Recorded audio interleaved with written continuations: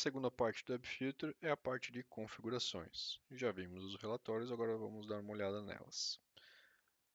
O primeiro submenu que existe aqui é o submenu do próprio serviço. Então, são informações da máquina e as portas onde está rodando. Então, são as portas normais, sem inspeção de SSL, proxy transparente ou com inspeção de HTTPS.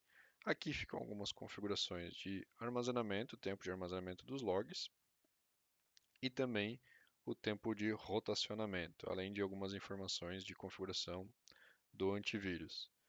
Aqui em cima tem a autoridade certificadora para fazer o download e para fazer a integração com o SSO. Essa parte nós vamos ver no treinamento de nível 2, onde nós temos treinamentos específicos por pacotes de serviços que trabalhamos hoje. E aí temos um pacote de serviço que é de navegação avançada, que a gente utiliza essa configuração específica aqui.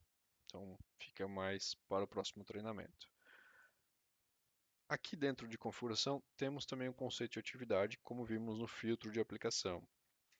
Porém, as informações são outras. Aqui tem domínios, URLs, as mesmas categorias que podem ser utilizadas no filtro de aplicação e também as mesmas aplicações. Mudam apenas que tem mais informações para serem utilizadas. Os tipos de arquivo também, que podem fazer parte ou não de uma atividade, podem fazer parte ou não de uma regra dentro de uma política. E as exceções, assim como tinha as exceções de configuração lá do Firewall, aqui a gente tem as exceções do Web Filter. Então, posso colocar um domínio como exceção ou algum domínio para não passar pelo antivírus ou alguma máquina para não passar pelo antivírus. Algum domínio que não passe por inspeção de SSL, muito utilizado, por exemplo, para sites de banco. Algum domínio que não caia no relatório. Então, são configurações que a gente costuma fazer nos ambientes. E por último, que é o mais importante, são as políticas.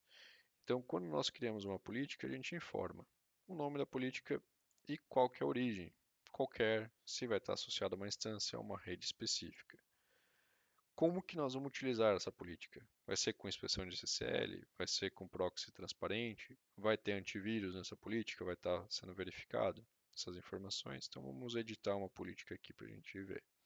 Vou pegar esses usuários da LAN, por exemplo.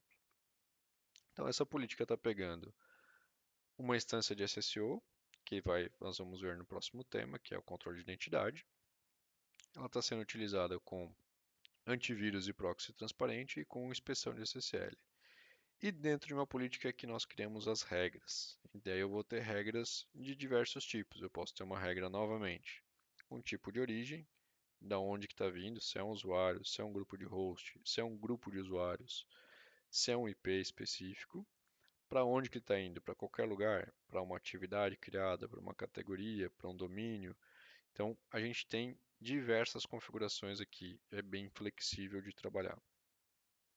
Se é um determinado horário, todo dia da semana, e qual que é a minha ação.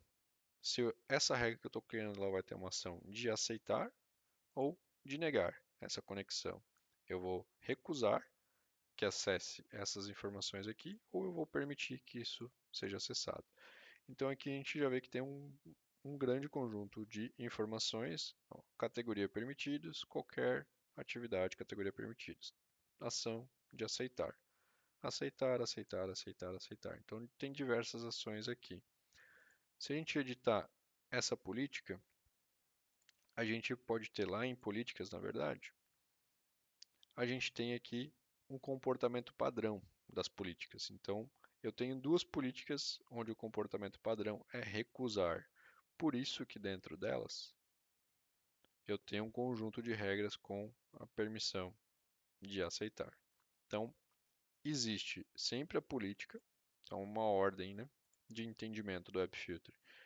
Uma política possui regras e as regras podem possuir atividades ou informações diversas, categorias e tudo mais. Então, tá vendo aqui que todas as regras aqui estão associadas com uma atividade, porque fica muito mais fácil para gerenciar o ambiente.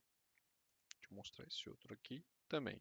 Todos eles associados com uma atividade. Então, fica muito mais simples de gerenciar o ambiente dessa forma.